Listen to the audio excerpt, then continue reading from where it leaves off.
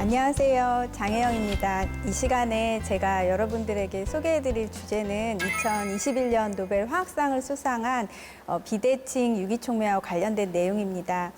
이 주제를 이해하기 위해서는 세 가지 단어에 대한 개념 정리와 이해가 우선적으로 필요할 것 같은데요. 가장 쉬워 보이는 단어 유기에 대해서 알아보겠습니다. 유기는 유기물, 유기물질의 약자로 영어로는 올게닉에 해당합니다. 올게닉은 유기농이라는 의미로 올게닉 아기옷, 또 올게닉 로션 등 일상생활에서도 우리가 많이 쓰는 단어죠. 하지만 화학에서 올게닉은 조금 다른 의미로 쓰입니다. 화학에서는 탄소와 수소를 주 원소로 이루어진 물질을 표현할 때 사용하는데요. 요즘에 많이 사용하는 디스플레이 소재인 OLED도 올게닉 라이레미링 다이오드의 약자로 유기물로만 이루어진 발광 소재라는 뜻인데, 여기서도 유기물이란 용어를 볼 수 있습니다. 두 번째로 촉매라는 단어를 살펴볼까요?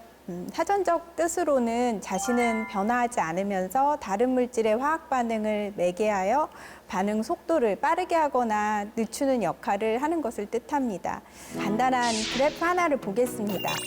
반응물에서 생성물로 전환되는 화학 반응의 에너지를 그래프의 세로축으로 표시했는데요.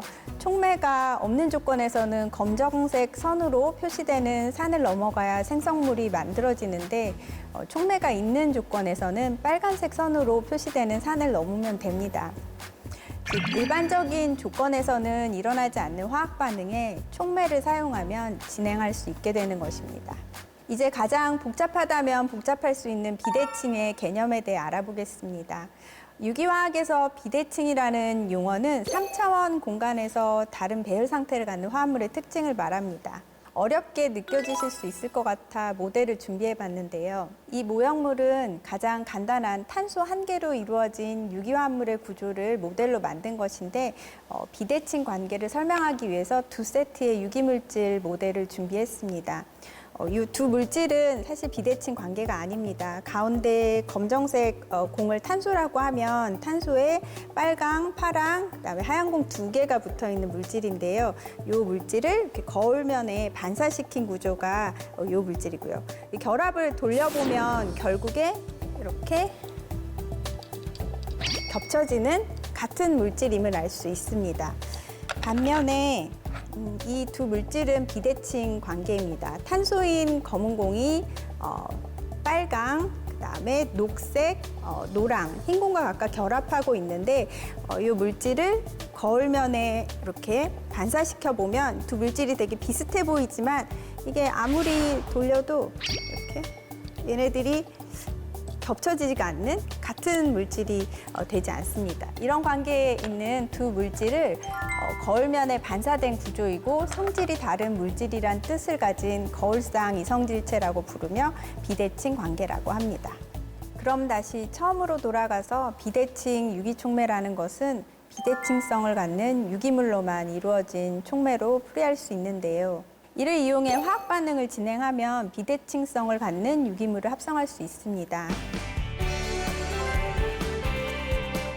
여기 레몬과 오렌지가 있습니다. 우리는 냄새로 둘을 구분해낼 수 있습니다. 향이 서로 다르기 때문이죠. 하지만 사실 향기를 내는 분자는 리모넨이라는 같은 종류의 화학물질이라 화학식이 서로 같습니다. 레몬 향기가 나는 S-리모넨과 오렌지 향기가 나는 R-리모넨 사이의 차이를 만드는 건 단 하나, 3차원 공간에서 봤을 때 원자가 연결된 구조가 다르다는 점인데요. 이것이 비대칭성을 갖는 거울상 이성질체입니다. 이처럼 리모넨의 경우 두 거울상 이성질체의 구조 차이가 단순히 향기를 다르게 만드는 데 그쳤습니다. 하지만 의약품에서는 그 작은 차이가 비극을 불러오기도 합니다. 바로 이 점이 비대칭성을 갖는 유기물의 합성이 왜 중요한지를 설명해 주는데요. 과거에 실제로 있었던 사례를 들어 설명해 드리겠습니다. 이 그림은 탈리도마이드라는 물질의 구조입니다. 탈리도마이드는 1950년대 후반에 판매된 의약품으로 임산부의 입덧 완화에 효과가 있다고 알려져 있었죠. 그런데 이 약을 복용한 많은 임산부들이 팔다리가 없는 기형아를 출산하면서 사회적으로 큰 문제가 되었습니다. 무엇 때문이었을까요?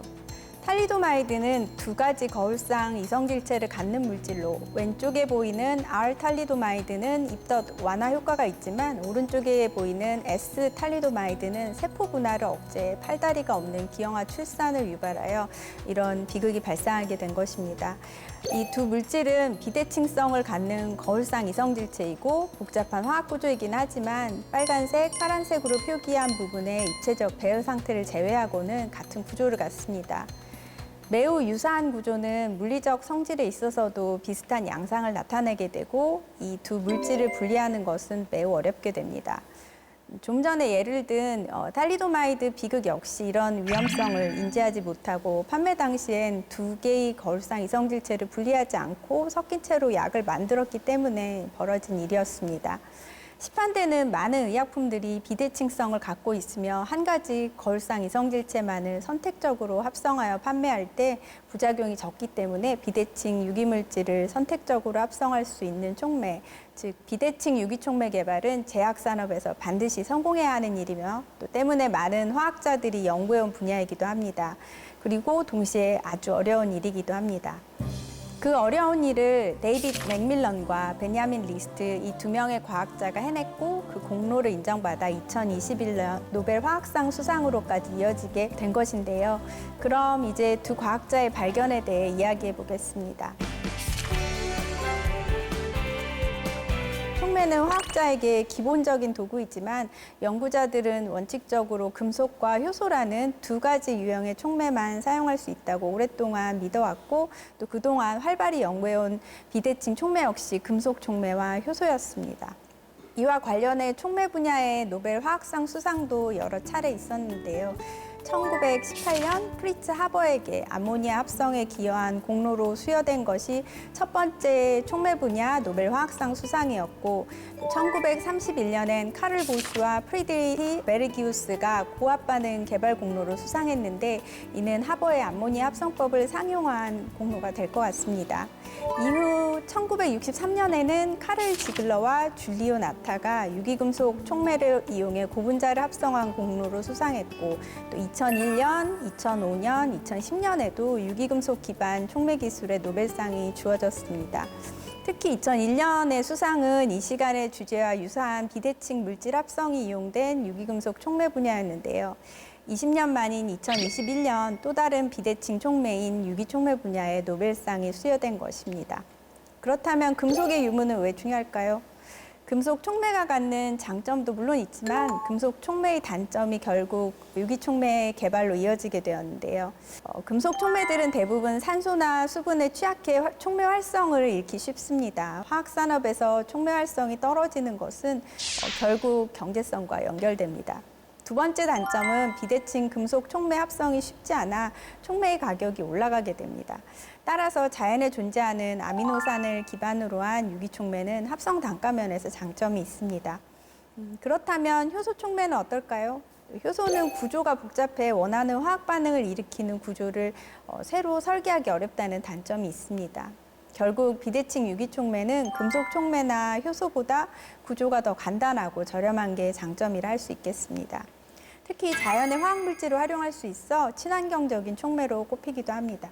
맥밀런 교수는 유기촉매라는 용어를 처음 사용한 사람으로 미국 하버드 대학에 근무하며 금속 촉매를 이용한 비대칭 촉매를 개발하는 연구를 하고 있었습니다.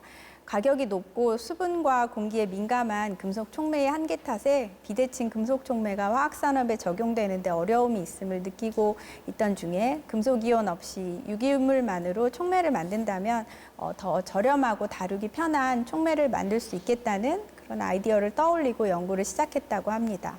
맥밀런 교수의 초기 연구에 사용된 비대칭 유기촉매의 구조입니다. 산소를 기본 뼈대로 하고 중간에 질소를 결합하면 전자 친화력이 높은 촉매를 만들 수 있는데요. 이렇게 만든 촉매를 비대칭 디어스알더 반응에 적용해 성공적으로 사이클로헥신 화합물을 합성할 수 있었던 것입니다. 맥밀런 교수는 이 비대칭 유기촉매 반응 결과를 2000년 1월 국제학술지 미국 화학회지에 발표합니다. 또 한 명의 수상자인 베냐민 리스트 교수는 항체를 이용해 만든 효소를 연구하던 중 금속 이온 없이 아미노산만으로 효소가 화학 반응을 촉진할 수 있다는 사실을 발견한 뒤 후속 연구를 통해 아미노산의 한 종류인 프롤린을 이용한 비대칭 알돌 반응을 테스트했습니다. 그 결과는 성공적이었고 2000년 2월 연구 결과를 미국 화학회지에 보고하면서 유기물만으로도 비대칭 촉매 반응을 수행할 수 있음을 밝혀냈습니다. 두 과학자의 선구적인 연구를 기점으로 비대칭 유기촉매 분야는 이후 비약적으로 발전하게 되는데요. 2000년 이후로 새로운 구조의 유기촉매가 개발되고 다양한 화학 반응이 연구되고 있습니다.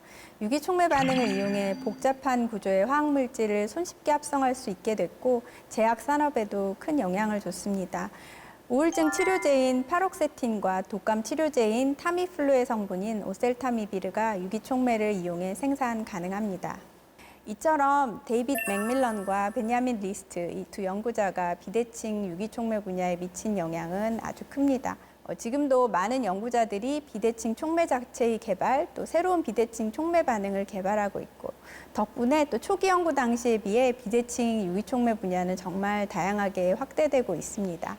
제가 종종 비대칭 유기촉매를 설명할 때 비유하는 게 있는데요. 레고 아시죠? 아마 어릴 때 한 번씩 해보셨을 수도 있는데 그 레고를 만들 때 정확한 위치에 부품을 꽂아야 멋진 완성품을 만들 수 있죠. 비대칭 유기촉매는 레고를 만드는 사람이고 또 비대칭성을 갖는 유기물질은 레고 완성품이라고 하면 조금 더 쉽게 이해할 수 있을까요?